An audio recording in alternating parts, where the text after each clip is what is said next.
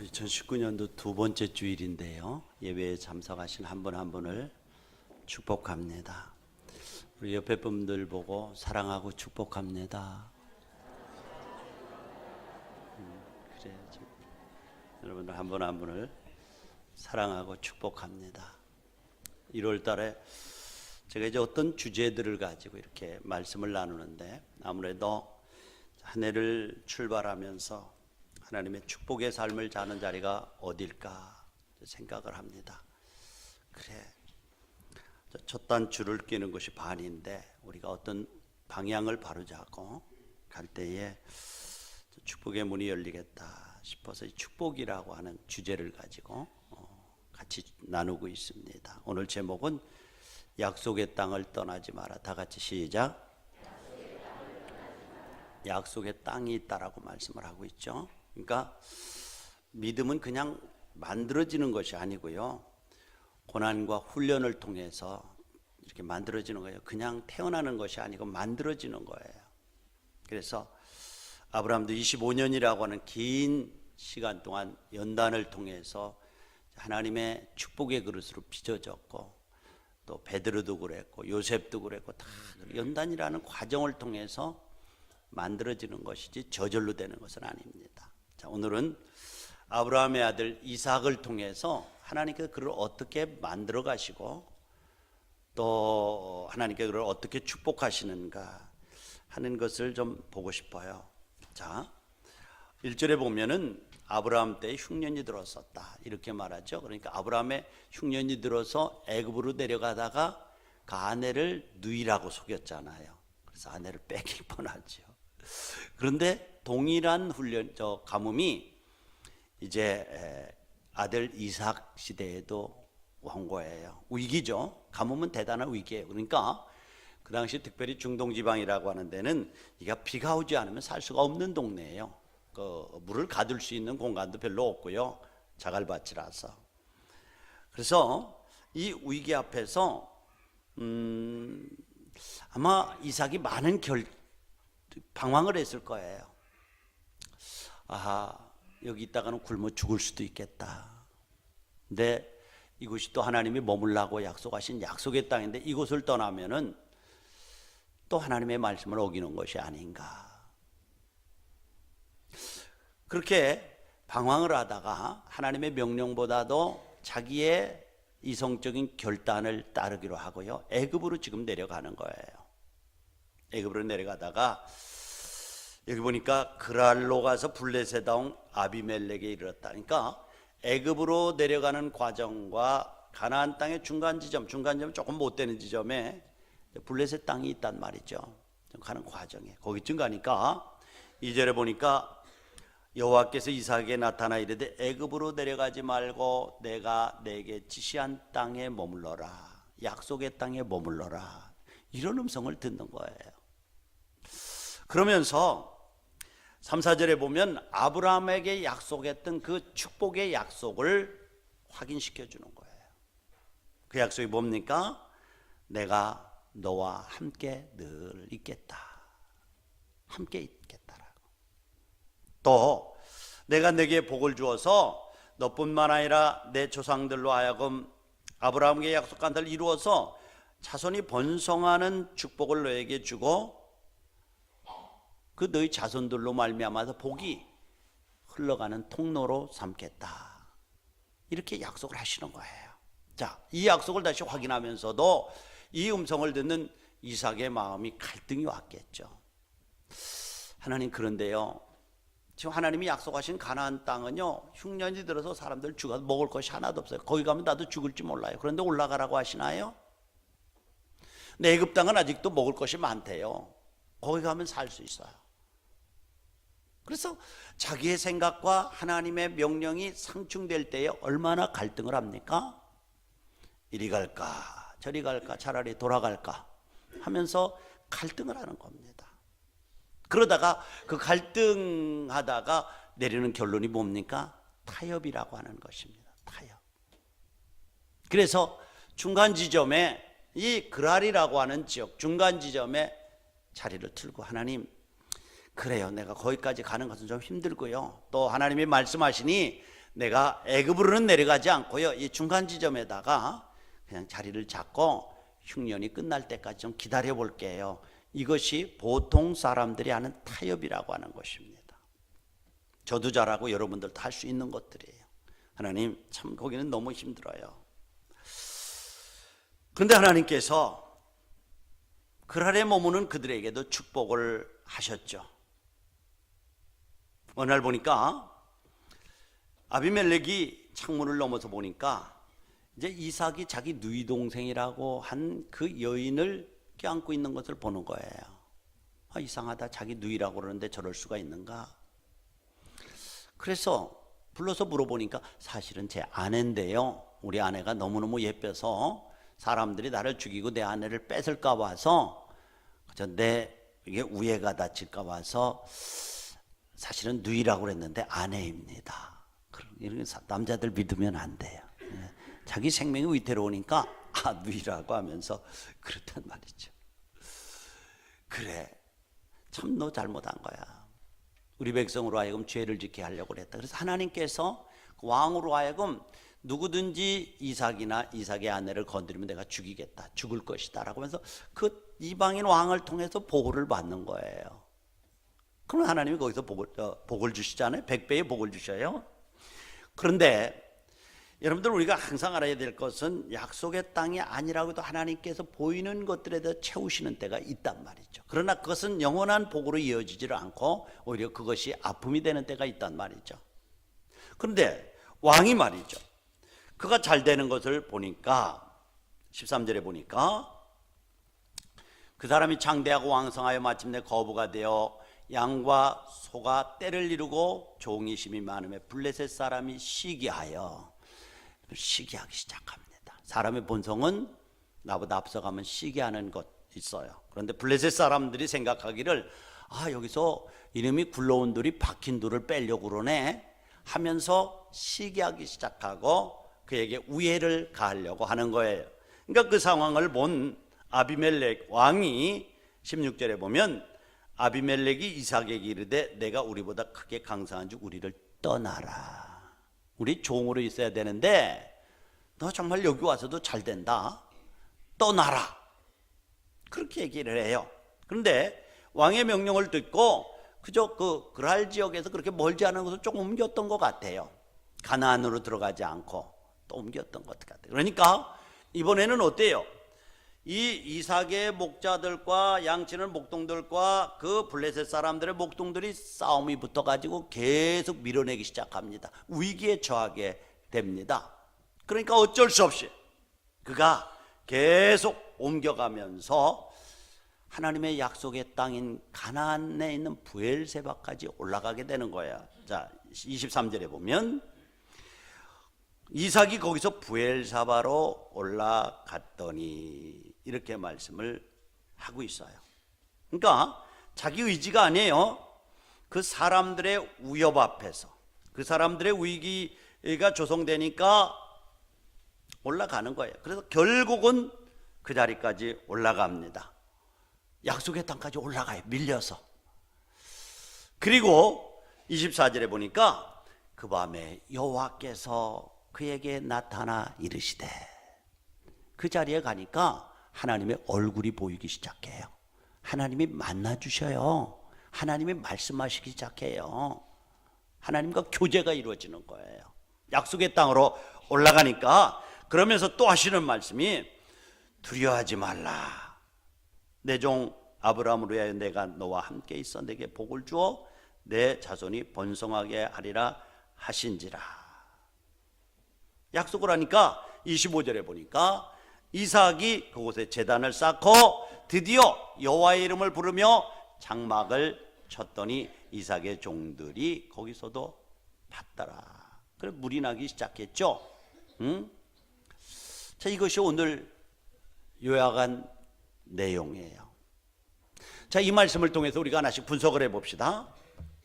여러분들, 살아가면서 여러분의 삶의 위기가 어디서 오나요? 어디서 온다라고 생각하십니까? 위기가 오는 곳이 어디예요? 실패가 어디서 옵니까? 약속의 땅을 떠나는 데서부터 문제가 발생되어집니다. 2절에 보면 머물라고 한 곳으로 올라가라 이렇게 말해요. 사실 우리가 세상을 살아가면서 흉년을 만난다고 하는 것 대단한 아픔이고 고통입니다. 오늘날로 말하면 사업이 실패하고 건강이 문제가 되어지고 자녀들이 속을 썩이고 뭐 이런 고통이 올 때에 우리 인간은 이 땅을 떠나야 되나, 가뭄이 없는 땅으로 떠나야 되지 않는가. 그래서 이 야곱 이삭조차도 하나님이 머물라고 하신 약속의 땅 가나안을 떠나 애굽으로 떠나는 거예요. 흉년이 오니까요, 삶의 가뭄이 오니까 하나님이 축복하시기로 약속한 약속의 땅을 떠나는 거예요. 우리의 약점입니다. 그러나 우리가 반드시 알아야 될 것은 믿음의 사람에게도 시련과 연단과 아픔과 고통이 있다는 사실을 기억하시기 바랍니다. 약속의 땅에도 흉년이 있어요. 반드시 있습니다. 우리 시대에도 흉년이 있고 고난이 옵니다. 그러나 고난을 피해서 약속의 땅을 떠나는 사람이 없기를 축원합니다. 참된 믿음이라고 하는 건 고난이 없는 것이 아니라 그 고난을 약속의 말씀을 믿음으로 받고 주장하면서 극복하는 것, 이것이 참된 믿음의 사람인 것을 기억하시기 바랍니다. 왜 하나님께서 우리에게 고난을 주십니까? 피하라고 주시는 땅이 아니고요, 내가 너에게 준 약속, 내가 너와 함께 하겠다, 내가 너에게 복을 주겠다, 너희 조상들로 하여금 복의 통로가 되게 하겠다, 이 약속이 있으니까 그 땅에 머물러라. 근데 현실적으로 흉년이 왔단 말이죠. 먹을 것이 없단 말이죠. 위기가 왔단 말이죠.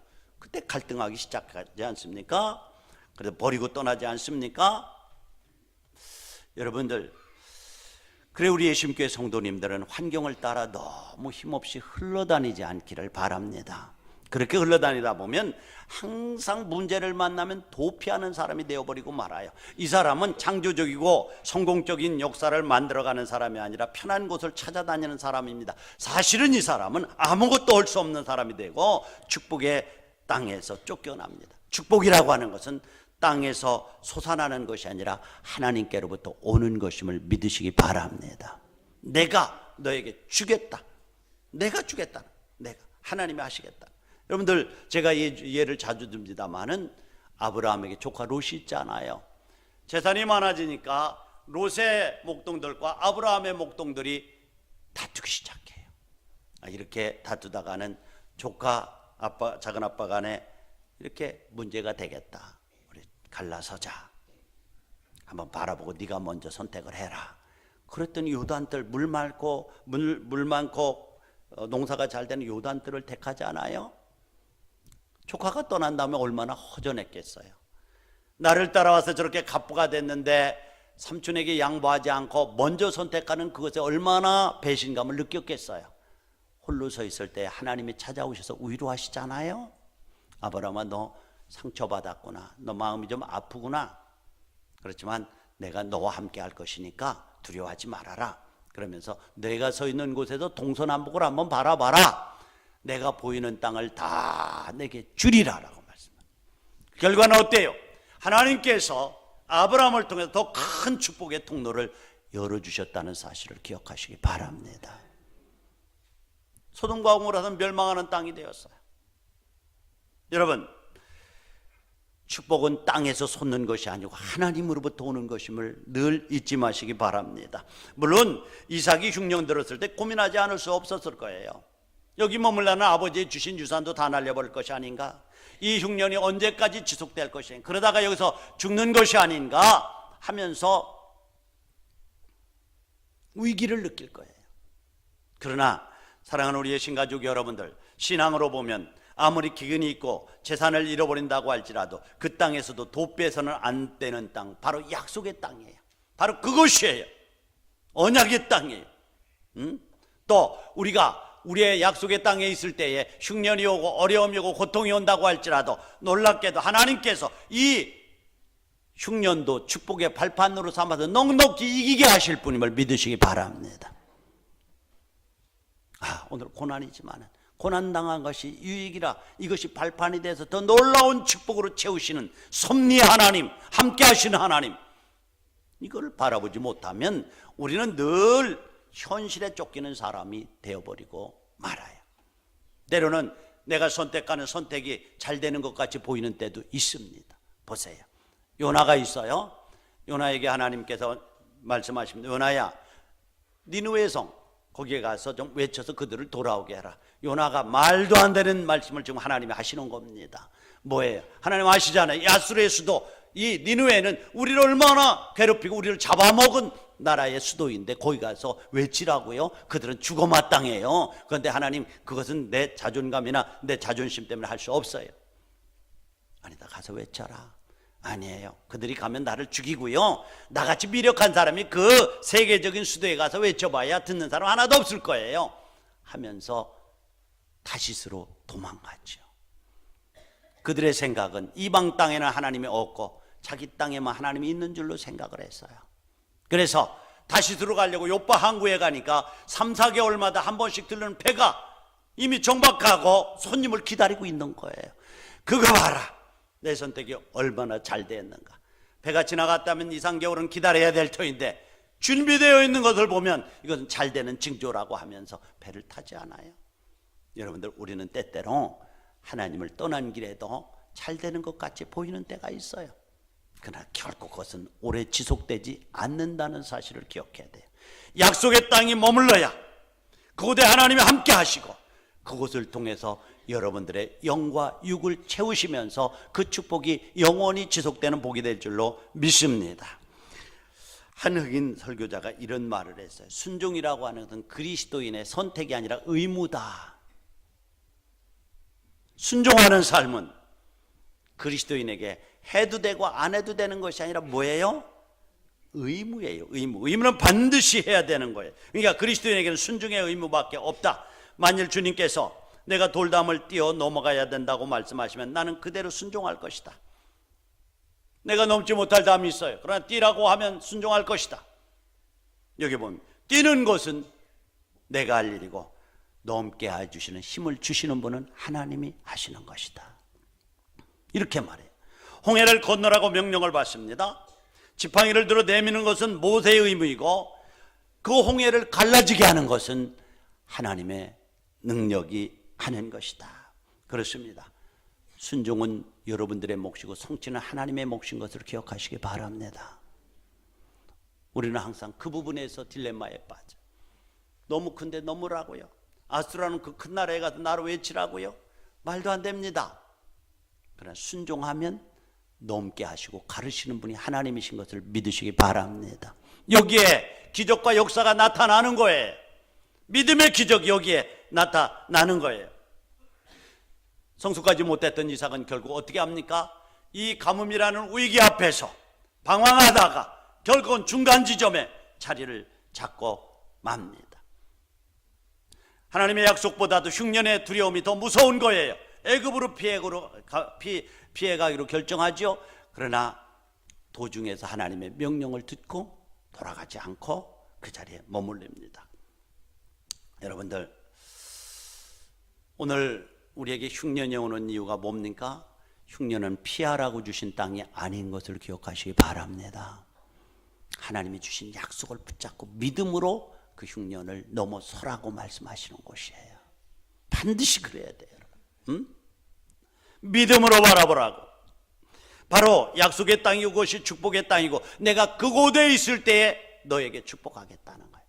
사랑하는 우리의 신가족 여러분, 올해도 여러분들이 하나님이 주신 약속의 땅에 머물면서 그곳에서 하나님께서 채우시는 영과 육의 복이 넘치기를 축원합니다. 그곳에 머물려면 어떤 약속을 주셨어요? 내가 너와 함께 하겠다. 3절에 보면 그 땅에 거하면 가나안 땅으로 올라가면 내가 너와 함께 하겠다. 우리의 삶 가운데 가장 놀라운 축복이 무엇입니까? 하나님의 함께 하심에 있는 줄로 믿습니다. 다윗이 그가 범죄한 후에 가장 아팠던 것은 하나님의 성령을 내게서 거두지 마옵소서. 주님과 함께함이 내게 최고의 복인데 성령이 소멸되어지는 아픔이 나에게 있습니다. 나에게 채워주시옵소서. 그렇게 말하잖아요. 시편 27편 4절에 보면은 시편 기자는 뭐라고 말합니까? 내가 내 평생에 여호와의 집에 살면서 여호와의 아름다움을 바라보며 그의 성전에서 사모하는 그것이라.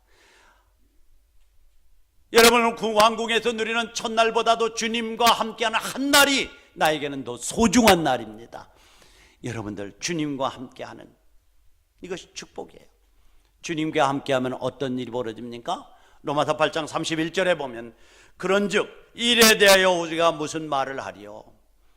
만일 하나님이 우리를 위하시면 누가 나를 대적하리요? 할렐루야.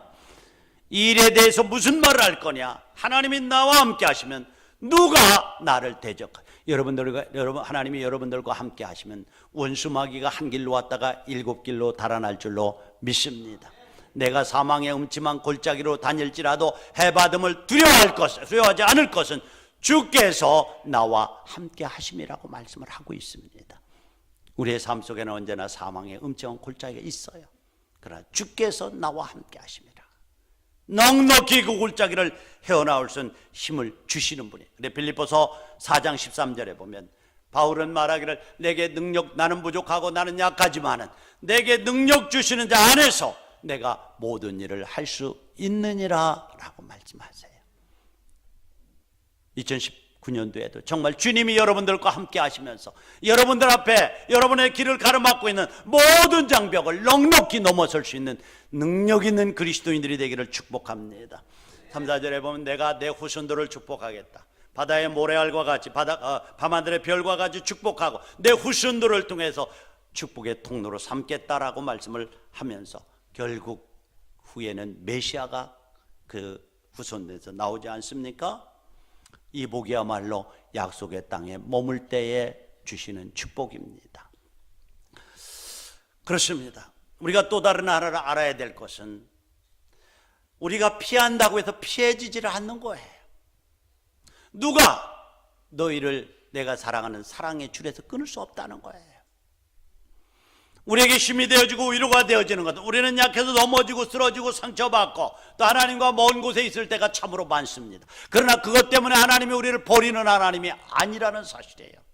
누가 너희를 내 사랑에서 끊을 수 있느냐? 환난이냐 곤고냐 비박이냐 기근이냐 질고리냐 아무것도 내가 너를 붙들고 있기 때문에 끊을 자가 없다. 하나님, 우리가 때때로 넘어지고 상처받고 어려운 상황에 처한다고 너는 안 되라고 폐기하는 하나님이 아니고 끝까지 고쳐서 쓰시는 하나님이심을 믿으시기 바랍니다. 그렇기 때문에 우리는 위로가 되는 거예요. 자, 보세요. 믿음의 조상이라는 아브라함도 애굽으로 하나님 앞에 한마디 묻지를 않았어요. 위기 앞에 피합니다. 이삭도 이 가뭄이라는 위기 앞에 피해서 애굽으로 내려가다가 걸려버립니다. 그러나 하나님은 그를 포기하지 않았어요.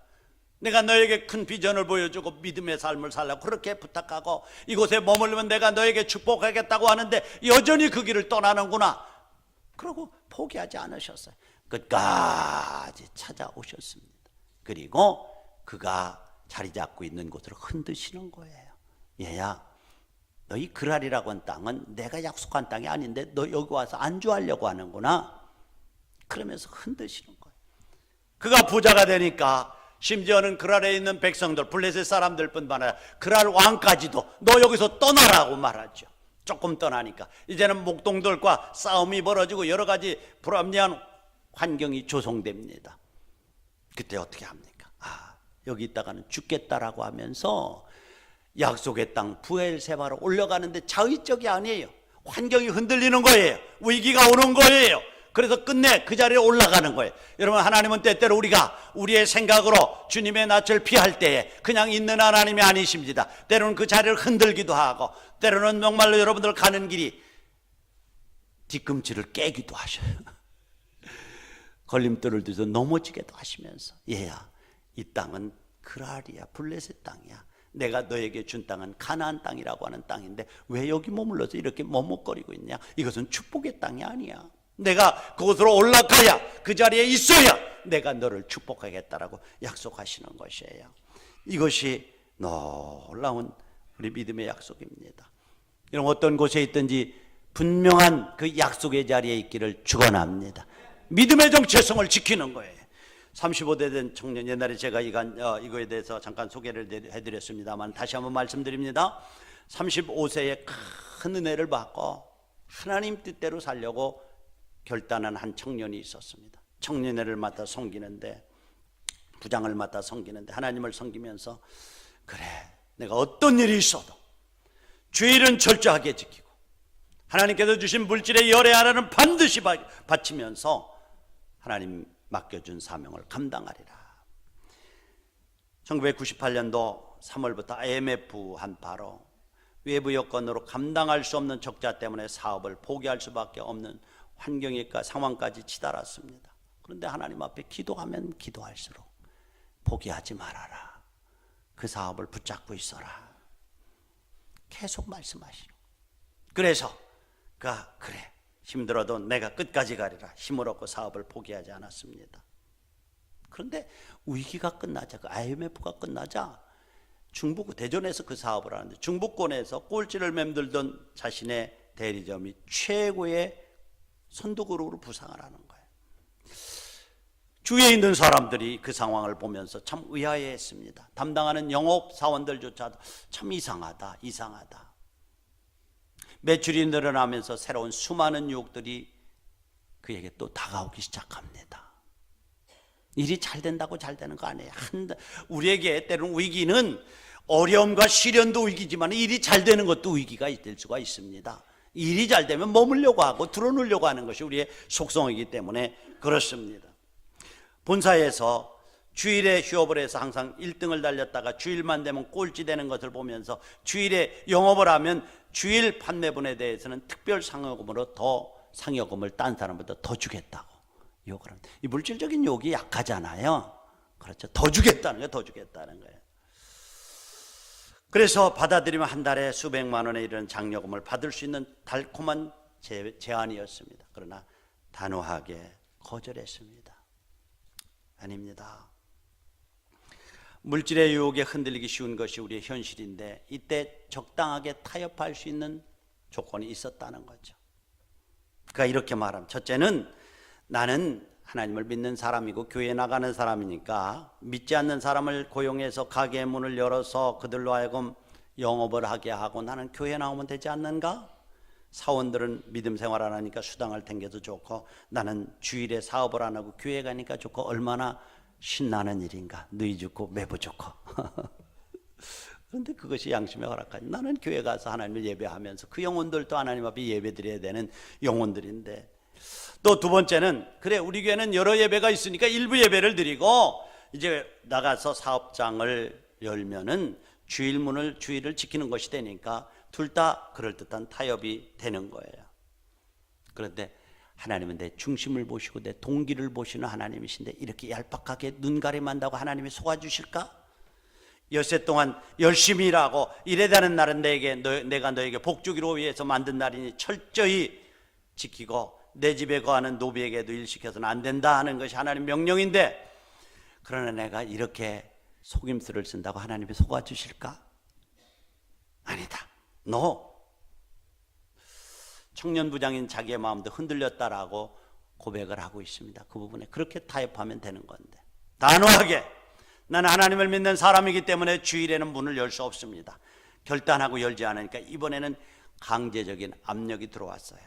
주일에 영업하지 않으면 대리점 계약을 취소하겠다는 본사의 압력이었습니다. 그런데 이분은 이래요. 하지만 내가 사업을 하는 목적이 단순히 먹고 사는 문제보다도 오직 하나님 앞에 영광을 드러내기 위해서 시작한 사업이기 때문에 타협할 수 없었다. 그래서 자신이 직접 본사에 찾아가서 자기 영업 담당자에 이렇게 말했습니다. 부장님도 알다시피 만날 꼴찌하던 대리점이 여기까지 어떻게 여기까지 올 수 있었겠습니까? 내가 여기까지 온 것은 전적으로 하나님의 도우심으로 가능했습니다. 주일에 일하지 않는 만큼 하나님이 채우시는 기적을 나는 체험하고 있습니다. 비록 사업을 못하는 안이 있어도 나는 주일에 문을 열지 않겠습니다 하고 단호하게 잘라 말했더니 그 다음부터는 본사의 그 부장 되시는 분이 한마디도 얘기를 안 하셨다는 거예요. 참 우리가요, 믿음의 결단을 단호하게 하면요 마귀의 유혹이나 사탄들이 물러갑니다. 흐물흐물하면서 적당히 타협하고 그럴까 하면 계속 제가 늘 얘기하지만 군대에서도요, 교회 와서 어떤 사병들은 내가 주일날은 어떤 일이 있어도 교회 가서 예배하겠습니다, 이런 사병들이 있어요. 그러니까 병장이나 고참들이, 야 임마 너 오늘 축구 있는데 잘 다는데 막걸리 내기는 너가 하면 우리 소대가 져. 그럼 너는 죽어. 뭐 이렇게 위협다. 그래도 저는 절대로 안 됩니다.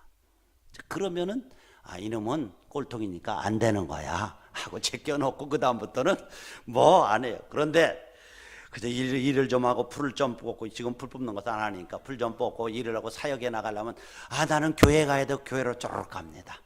야, 오늘은 막걸리 내기 축구 있으니까 너 축구해라 하면 이쪽으로 쪼고 교회 안 갑니다. 회색지대는요 절대 용납을 안 합니다. 그러나 단호하게 자기의 믿음의 정체성을 드러내면 건드리지 않아요. 마귀가 똑같아요, 여러분들. 흐물흐물하면은 건드리는 거예요. 그런데 이렇게 하고 나니까 이번에는 본사 문제 해결되니까 거래처에서 불평들이 많이 들어왔어요. 그 밑에 거래처가 많은데 주일에 문을 닫으니까 장사를 할 수 없다면서 거래처를 바꾸겠다는 거예요. 이 위기 상황에서 간절히 매달려 기도하며 남들보다 더 열심히 영업에 전력했다는 거죠.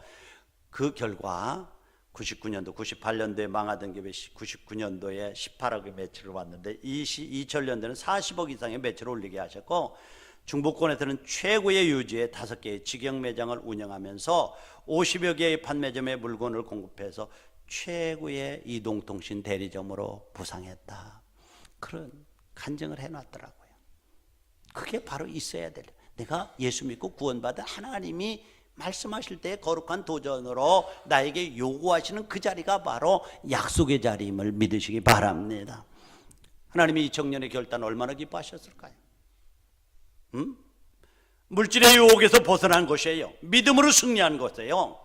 아까 말씀드린 대로 그런 유혹이 올 때는 타협하는 것이 보통 사람들의 태도 아니겠어요? 그래, 나는 교회 갈 테니까 영업사원대로 해. 그렇죠. 나는 아침 일찍 갔다 와서 할 거야. 얼마든지 그럴듯한 명분을 내서 할 수 있어요. 그러나 그의 신앙 양심, 그의 믿음을 확고했다는 거죠. 다 그러라는 말이 아니라 그런 믿음의 결단을 할 수 있는 사람이 있다는 거죠. 그렇습니다. 그때 이 청년은 가만 놔두면 안 되겠다. 하나님께서 보이지 않는 손길로 도우시는 거죠. 그렇습니다. 하나님께서 때로는 우리에게 이런 방법으로 축복하셔요. 그러면 약속의 자리가 어디입니까? 그 약속의 자리는요, 아브라함이 가서 단을 쌓았던 곳이에요. 여기 보세요. 브엘세바라고 하는 곳에 가서요, 그가 드디어 보세요. 25절에 보니 이삭이 그곳에 제단을 쌓고 여호와의 이름을 부르며 거기서 장막을 쳤더니 이삭의 종들이 거기서도 우물을 받더라. 어떤 곳이에요? 약속의 땅 브엘세바로 올라갔어요. 거기서 한 일이 뭐예요? 그가 제단을 쌓고, 그 땅이 어디예요? 아브라함이 하란을 떠나기 전에 가나안에 도착해서 처음에 장막을 친 곳입니다. 아브라함이 단을 쌓고 하나님 앞에 예배한 곳이에요. 야곱이 하나님을 만난 곳이에요. 야곱이 하나님과 서운한 곳이 바로 그곳이에요. 이 청년에게는 내가 하나님 앞에 은혜 받으면서 주님 어떠한 일이 있어도 주일은 주의 날로 지키겠습니다, 열에 하나는 구별하겠습니다 라고 서원했던 그 서원의 장소가 약속의 장소예요. 그것은 씨드예요. 씨앗이에요. 심었더니 하나님께서 거두는 것이에요. 여러분, 창세기 35장에 보면 그 약삭바른 야곱이 하란 땅에서 재산을 많이 모아가지고 지금 가나안으로 옵니다. 올 때에 형 에서가 자기를 죽인다는 얘기를 듣고 얼마나 두려웠어요. 약복강에서 그저 자기가 덜 사랑하는 사람부터 뇌물 줘서 쭉쭉쭉쭉 보내서 에서를 만나게 합니다. 그랬더니 문제가 해결돼요.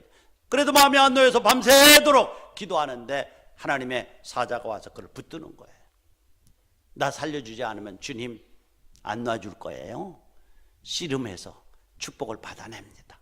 그리고 형을 만나러 가니까 형이 오히려 환대하면서 동생이 왔다고 기뻐하고 즐거워합니다. 마음이 놓입니다.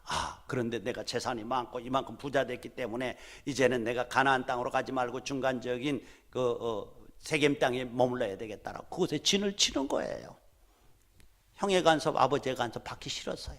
풀도 좋고 물도 좋으니까. 근데 하나님께서 야곱이 그곳에서 머무는 것을 허락하셨습니까? 그렇지 않습니다. 그 지역에 있는 부족들의 족장들이 그 딸 디나를 겁탈해가지고, 겁탈하니까 그 아들들이 겁탈한 종족들을 그게 뭐예요? 할례받게 하고 다 죽여버리잖아요. 그러니까 그 같이 사는 종족들이 믿을 족속이 못 되는 거 이거 죽이겠다라고 들고 일어나니까 이 위기 앞에서 야곱이 하나님 앞에 기도합니다. 하나님, 정말 우리 죽을 지경에 이르렀습니다. 하나님 모시는 거예요. 그 지경을 흔드는 거예요.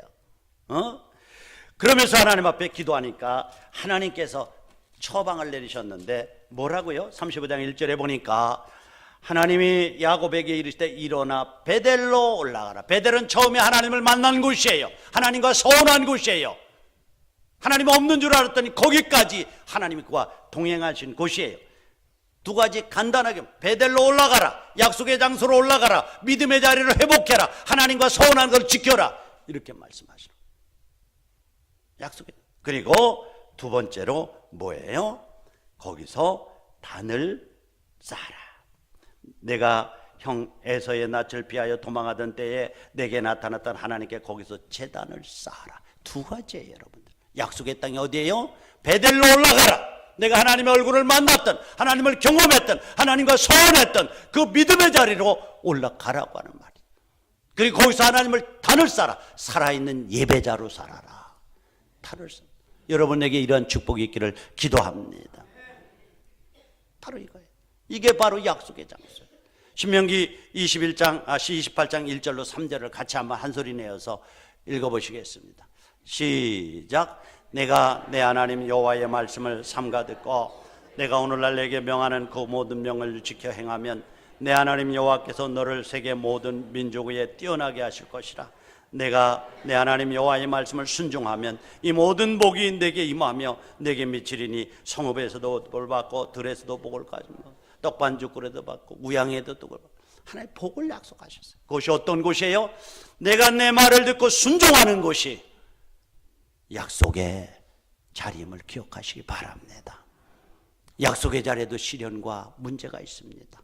우유부단하게 그 문제를 피하지 마십시오.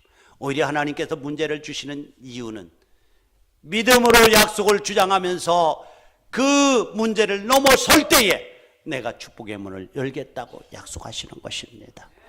바로 이 자리가 약속의 자리예요. 축복의 자리예요. 믿음의 자리예요. 야곱이 하나님의 얼굴을 만났던 곳이에요. 그가 서운했던 곳이에요. 감격했던 곳이에요. 하나님께서 정말 이 믿음의 고백을 가지고 문제를 극복할 때 올해도 하나님께서 여러분 개인과 건강과 사업과 자녀들 속에 채우시는 정말 놀라운 체험의 역사가 요수에서마다 나타나서 영과 육이 함께 놀라운 은혜와 축복으로 채워지는 한 해가 되기를 주의 이름으로 축원합니다. 우리 다 같이